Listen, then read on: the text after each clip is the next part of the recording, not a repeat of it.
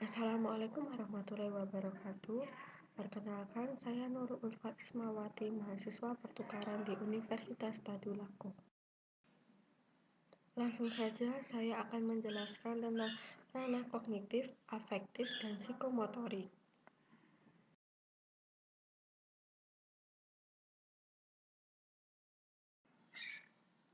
Yang pertama yaitu aspek kognitif. Aspek kognitif menjadi aspek utama dalam kurikulum pendidikan dan menjadi tolak ukur penilaian perkembangan anak. Kognitif sendiri berasal dari bahasa Latin yaitu cognition yang artinya pengenalan yang mengacu pada proses mengetahui.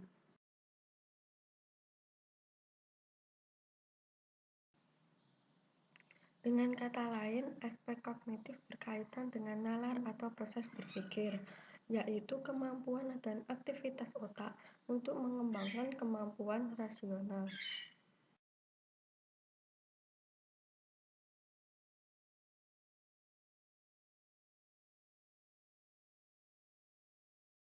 Ranah kognitif dibagi menjadi beberapa bagian. Yang pertama yaitu pengetahuan. Pengetahuan merupakan bagian yang mendasar dari aspek kognitif, mulai dari hal sederhana hingga hal yang rumit, mengacu pada kemampuan untuk menggali dan mengingat materi. Pengetahuan juga kemampuan untuk mengingat konsep, proses, metode, struktur. Yang kedua yaitu pemahaman. Aspek ini lebih tinggi dari aspek pengetahuan, yang mengacu pada kemampuan mendemonstrasikan fakta dan gagasan dengan mengelompokkan, mengorganisir, membandingkan, memberi deskripsi, memahami, dan terutama memahami makna dari hal-hal yang telah dipelajari. Yang ketiga yaitu penerapan. Penerapan merupakan tingkat yang lebih tinggi dari kedua aspek sebelumnya, yaitu aspek pengetahuan dan aspek pemahaman. Tujuan dari aspek ini adalah untuk menerapkan materi yang telah diberikan, juga kemampuan untuk menerapkan konsep abstrak dan ide teori tertentu. Yang keempat yaitu analisis. Analisis melibatkan pengujian dan pemecahan informasi ke beberapa bagian.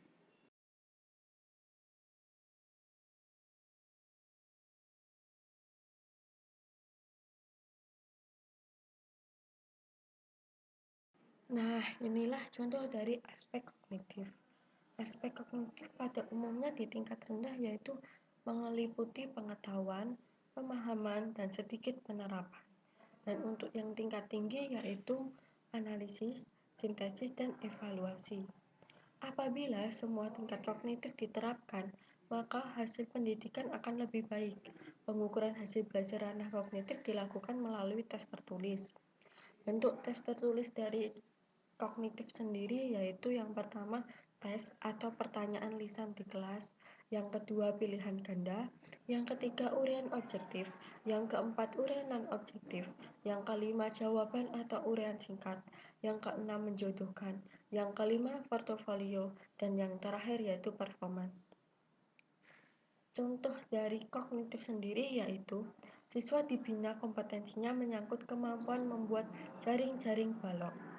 Namun, untuk membuat jaring-jaring balok diperlukan pengetahuan tentang bentuk dari jaring-jaring balok tersebut dan cara melukis jaring garis tegaknya.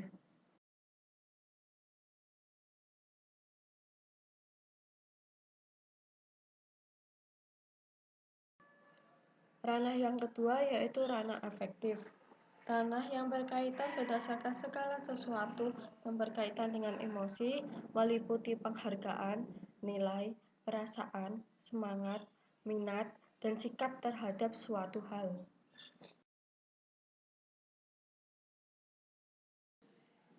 Ranah afektif dibagi menjadi beberapa aspek. Yang pertama yaitu penerimaan. Penerimaan merupakan hasil belajar yang paling rendah, yaitu kemampuan untuk merespon dan mengacu pada stimulasi yang tepat. Contohnya yaitu mendengarkan pendapat orang lain. Yang kedua yaitu responsif. Aspek ini berada satu tingkat di atas penerimaan. Anak memiliki kemampuan berpartisipasi aktif dalam suatu pembelajaran. Contohnya yaitu Ikut partisipasi dalam diskusi kelas mengenai suatu pembelajaran. Yang ketiga yaitu penilaian. Penilaian ini mengacu pada pentingnya nilai atau keterikatan diri terhadap sesuatu, seperti penerimaan, penolakan, atau tidak menyatakan pendapat. Juga kemampuan untuk menyatakan mana hal yang baik dan yang kurang baik dari suatu kegiatan atau kejadian, dan mengekspresikannya ke dalam perilaku.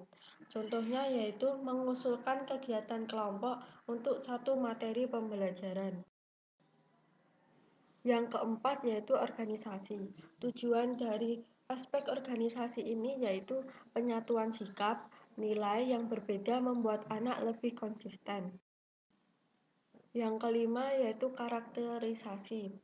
Tujuan dari aspek karakterisasi ini yaitu mengenai tentang karakter seseorang dan gaya hidupnya yang berhubungan dengan tingkah laku. Inilah salah satu instrumen efektif tentang minat terhadap materi pelajaran evolusi dalam mata pelajaran IPA di kelas 9. Instrumen efektif berisikan tentang pernyataan dari siswa dan pilihan sikap, yang dimana pilihan sikap tersebut harus diceklis salah satu. Untuk SS sendiri artinya sangat setuju, S setuju, N netral, TS tidak setuju, dan STS sangat tidak setuju. Contoh yang pertama yaitu saya mengikutinya sebaik-baiknya materi pelajaran tentang evolusi karena sangat penting untuk dalam mata pelajaran IPA. Apabila sikap tersebut sesuai dengan siswa, maka guru harus menceklis untuk sangat setuju. Yang kedua yaitu saya meyakini bahwa materi pelajaran tentang evolusi sangat mudah untuk dipahami. Apabila mata pelajaran tersebut sangat mudah dipahami, maka yang diceklis yaitu sangat setuju. Dan apabila mata pelajaran tersebut sulit untuk dipahami, maka yang diceklis yaitu sangat tidak setuju. Begitupun seterusnya.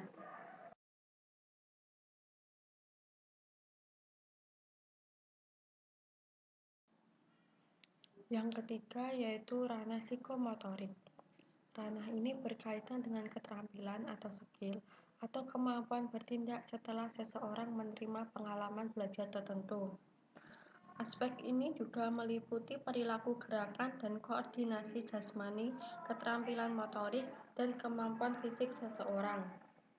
Kemampuan ini akan berkembang jika sering dipraktekkan. Dan kemampuan ini dapat diukur berdasarkan jarak kecepatan dan teknik cara pelaksanaannya.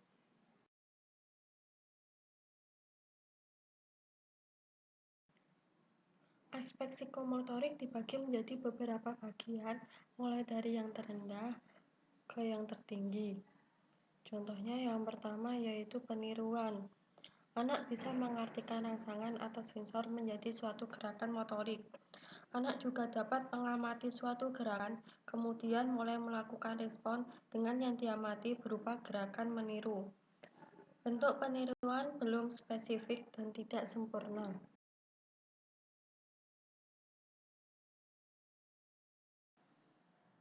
Yang kedua yaitu kesiapan. Kesiapan anak untuk bergerak meliputi aspek mental, fisik, dan emosional.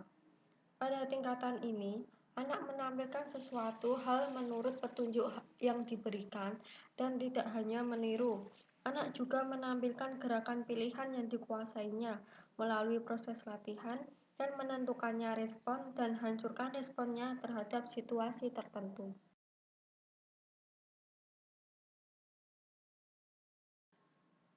Yang ketiga yaitu respon terpimpin.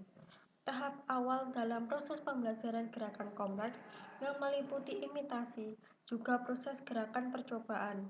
Keberhasilan dalam penampilan dicapai melalui latihan yang terus-menerus.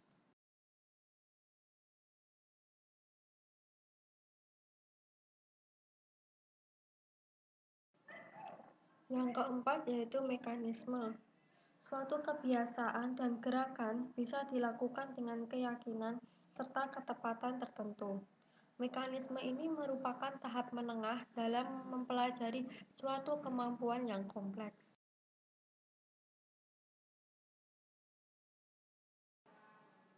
Yang kelima yaitu respon tanpa kompleks. Respon tanpa kompleks ini merupakan tahap gerakan motorik yang terampil yang melibatkan pola gerakan kompleks. Kecakapan gerakan diindikasikan dari penampilan yang akurat dan terkoordinasi tinggi, namun dengan tenaga yang minimal. Penilaian ini termasuk gerakan yang mantap tanpa keraguan dan otomatis.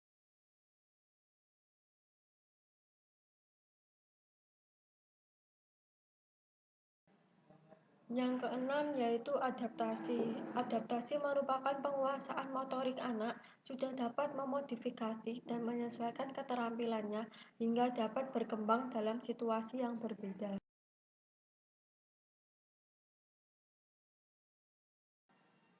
Yang ketujuh yaitu penciptaan. Penciptaan ini merupakan proses belajar menghasilkan hal atau gerakan baru dengan menekankan pada kreativitas berdasarkan kemampuan yang telah berkembang pesat. Inilah salah satu format penilaian psikomotorik. Untuk penilaian psikomotorik terdiri dari nama siswa dan aspek yang dinilai. Untuk yang pertama yaitu menyiapkan alat dan bahan, cara mengkalibrasi, cara merangkai alat. Untuk poin nomor 4, 3, 2, dan 1. Untuk poin nomor 4 yaitu baik, nomor 3 cukup, nomor 2 kurang, nomor 1 sangat kurang. Sekian pemaparan dari saya. Apabila salah kata saya mohon maaf. Wassalamualaikum warahmatullahi wabarakatuh.